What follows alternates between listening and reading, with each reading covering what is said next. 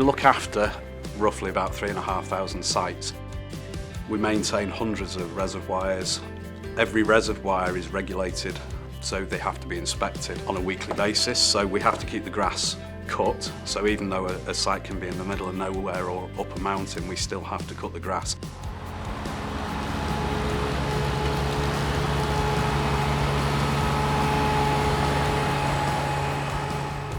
Everything we do all day is based around, is it safe to do? A few years ago, this site would have been cut by probably 8 to 10 people walking up and down with pedestrian mowers. So you can imagine 156,000 square metres, you're walking miles and miles every day. There is always that room for error, whether it be operative error, whether it be slippage because it's wet.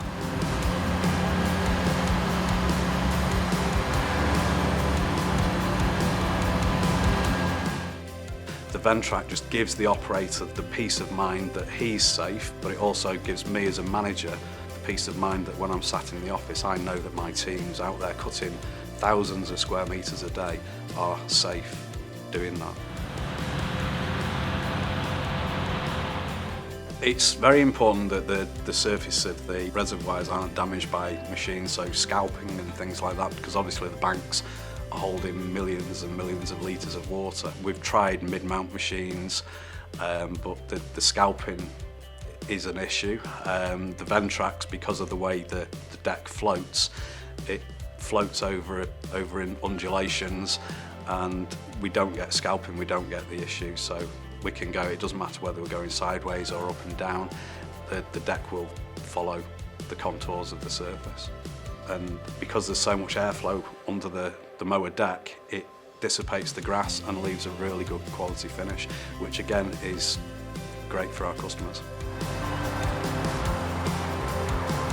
The UK is obviously famous for inclement weather. The northwest is probably one of the wettest areas in the country. As a business and from a productivity point of view, we have to maintain these sites.